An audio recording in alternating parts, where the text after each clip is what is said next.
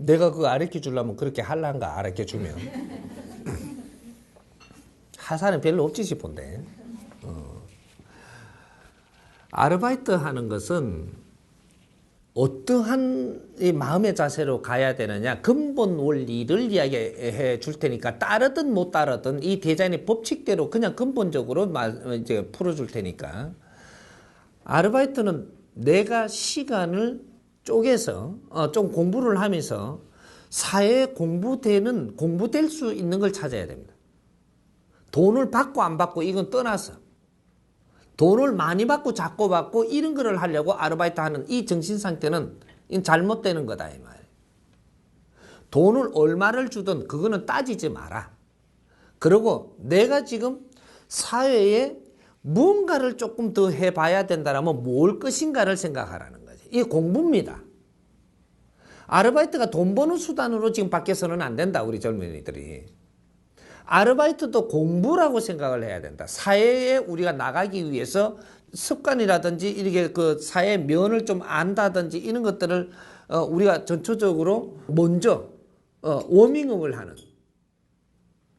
이렇게 해서 아르바이트를 하는 일자리를 구해야 된다. 그렇다면 어떤 일자리가, 예를 좀 들어본다 이제. 식품학을 하고 있는, 앞으로 식품 공부를 한다. 그러면 식품 공부를 하는데 도움되는 일을 찾아라. 그러면 거기에 일하러 가가지고 현장에서 직접 이런 것들을 나는 기록도 할 수 있고 분석도 할 수 있고 이런 것들 데이터도 만들 수 있고 이런 것들이 학교에서 배워주지 않는 것들을 찾아낼 수가 있다. 이걸 내가 참 더 정리를 해낼 수가 있습니다. 그리고 이런 것들을 현장 속에서 일어나는 것들을 보고서를 내가 정리할 수 있게끔 하루하루 거를 일지, 일기 이런 거를 만들어가면서 정리를 해낼 수가 있어요. 그럼 공부에 굉장히 도움이 되겠죠. 나중에 이 사람이 졸업할 때쯤 돼가 졸업 논문을 쓰는데 엄청나게 훌륭한 졸업 논문이 나올 거예요. 그러면 내가 이렇게 그 연구하는 이과인가 뭐 뭔가인가 뭐 이런 거 있잖아, 이게. 뭐 그런 거를 하면은 그런데 연구소 같은데 그런데 내가 일을 한다, 이 시간 나머지를 가지고 그런 걸 찾아갖고 내 공부에 도움되는 쪽에 찾아야 되겠지. 그럼 내 스포츠에 대한 이게 지도자 공부를 한다. 그럼 스포츠에 사람 구하는데 내가 필요한 그런 데다가 이렇게 그 찾아서 하면 현장에 내가 몸을 담을 수 있는, 그리고 나머지 시간을 그런 식으로 공부와 연결시켜서 갈 수 있는 곳. 그 무역 이런 거를 하면 무역 회사에 아르바이트 할 수 있는, 또 그는 또 무역 회사에서 무언가를 또 더 배워야 될 게 있다면 거기에 연결돼 갖고 있는 반개 회사 이런 데다가 아르바이트 하는 길을 또 찾아본다든지, 뭔가 아르바이트 하는 이는 풍토가 지금 바뀌어야 됩니다. 이 길을 못 찾았어요. 아르바이트가 뭔지를 모르고 있어요. 그럼 자기 분야의 대학을 다니면서 하는 게 아르바이트죠. 그럼 고등학교 마치고 대학 안 가는 사람은 아르바이트가 아니죠. 그냥 직장 구하는 거죠.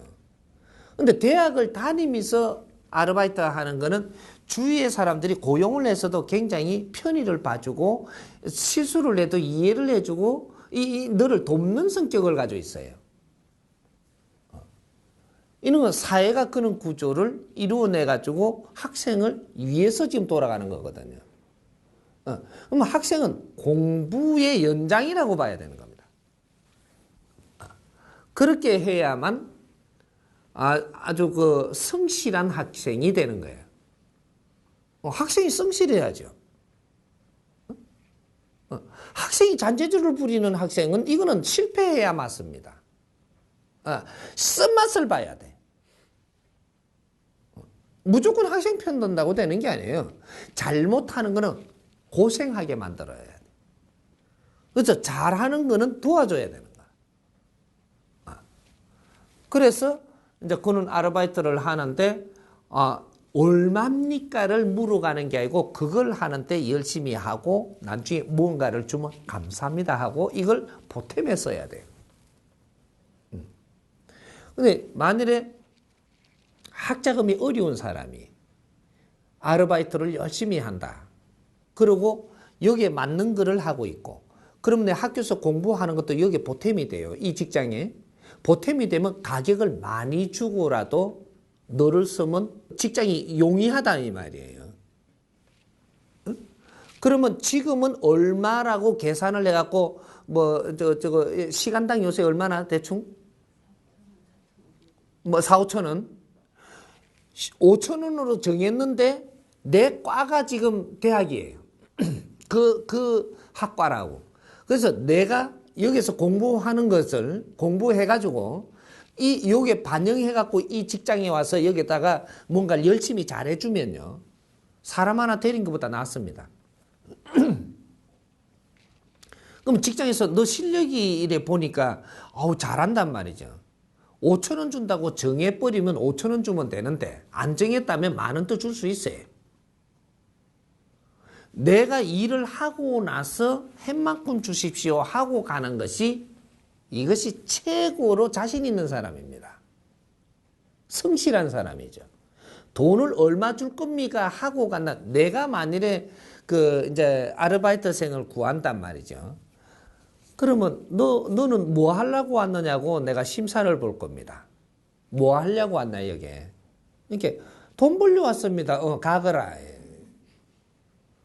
내가 뭐 니한테 보겠대 돈 여주는 사람인가? 아니거든요.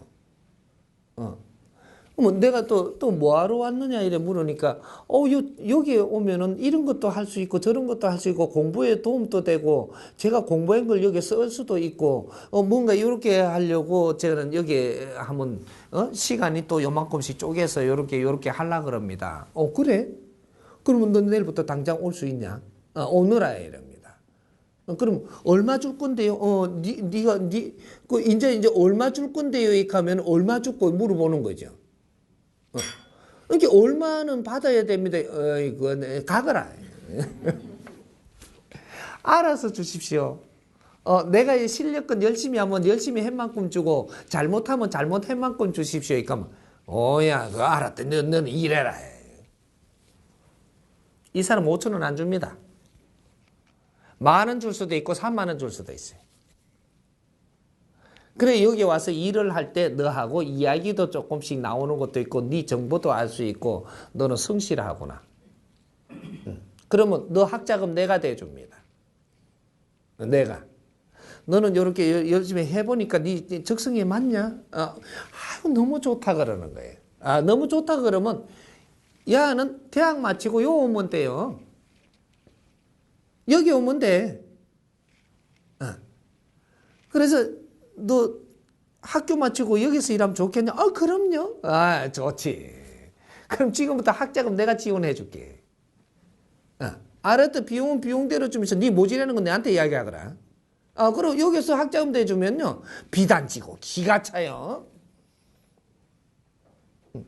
일해가면서 조금씩 갚아라. 30%씩은 꺼가겠다, 그지? 예, 좋죠. 일해가면서 앞으로 취직도 여기에 되고 학자금 다 대줬는데 네 월급에서 30%씩 꺼가면 되는 겁니다. 3대 7의 함수. 학자금을 우리가 빌렸다면 너의 소득의 30%씩 꺼가야 되는 거예요. 70%를 갚아야 된다. 그러면 이 사람이 생계가 문제가 되거든. 내가 수익금의 30%를 걷어들이는 겁니다. 이렇게 해서 모든 이게 그동안에 썼던 거를 아주 불편하지 않게끔 이렇게 끌어들이면 되는 거예요. 이런 거니까 우리가 아르바이트를 하려고 하는 사람의 상태, 정신 상태도 바꿔야 되고 아르바이트를 고용하는 사람들도 어떤 사람을 고용해야 될지 이것도 정리를 해서 잣대를 바르게 놔야 된다는 거죠. 내가 아르바이트 학생을 구하려고 그러면 여기 식품을 이렇게 하고 있는 회사나 무슨 간의 이 사업이나 이런 거 하면 여기서 아르바이트생 구하면 여기에 맞는 학과를 다니는 사람을 구해야 됩니다. 그래야 너한테도 도움되고 우리한테도 도움되거든요. 근데 그거는 이제 뭐 공과를 지금 다니면 공과에 무엇을 하는가 이런 거를 물어가지고 무엇을 한다 그러면 거기서 면접을 봐갖고 요거하고 맞는 거니까 구해야 돼요. 이게 와서 그러면 같이 한번 해보자. 이래 구해야 되고 아르바이트는 아무거나 한다고 뭐 내가 뭐 이 과에 다니는데 저거를 하게 되면 이것도 불편하고 이것도 불편해져요. 흐트러져 본다 이 말이에요. 서로가 도움되는 이 상생이 되는 그런 아르바이트 풍조가 일어나야 된다. 돈을 탐하면 너는 평생 돈을 탐하고 살아야 됩니다. 이 법칙을 알아야 돼.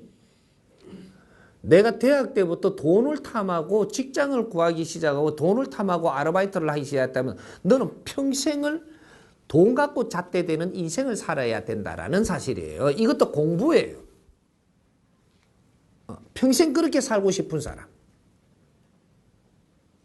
손 안 드네? 없네?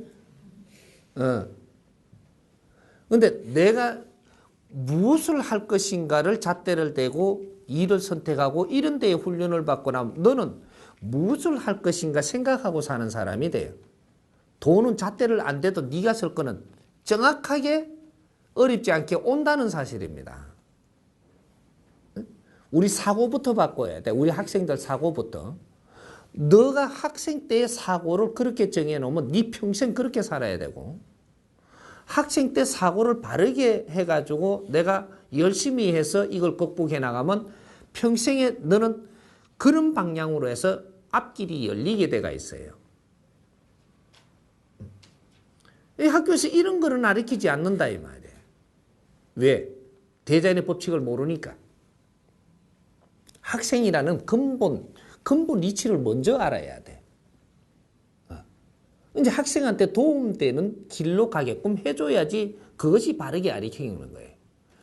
이런 것들을 왜 이렇게 강의를 이렇게 학교에서 과를 이렇게 하다가 무슨 강의도 한 번씩 듣게끔 때가 있잖아요. 이럴 때는 특수하게 이러한 것을 가르쳐 줄 수 있는 특방을 그런 데서 열어준다든지 이런 것들을 많이 해줘야 돼. 근데 그런 게 너무 없어 내가 보니까. 그래서 이제 아르바이트는 굉장히 소중한 겁니다. 네 인생이 앞으로 갈 인생의 정치되는 게 아르바이트예요. 그 기간 동안에 네 버릇을 어떻게 들이느냐에 따라 갖고 네 인생이 이런 걸로 해갖고 목말라갖고 살게 만들고 버릇이 요때 잘못 들이지면 네 평생 동안 이걸 갖고 이걸 풀어나가며 살아라고 이 길이 열리는 거라. 이게 우리가 학생 때는 학생의 신분으로서의 사고를 가져야 되고 직장인이 되면 직장인의 신분으로 내 사고를 바꿔야 되고 사회인이 되면 사회인의 신분으로 내 사고를 바꿔야 돼. 연구하는 자는 연구하는 자의 신분으로 내 사고를 바꿔야 되고 정치하는 자는 정치하는 자의 신분으로 나의 사고를 바꿔야 되고 가정주부는 가정주부로서의 내가 해야 될 사고로 바꿔야 되고 이 사고 전환부터 먼저 해야 된다 이거지. 내가 보니까 엉망진창이야 전부 다. 그러니 다 어렵지. 그것 또한 모르니까 그러는 게지. 이제 이런 걸 하나하나 가르쳐 줘야지. 아르바이트에 대해서 조금 이해가 돼요?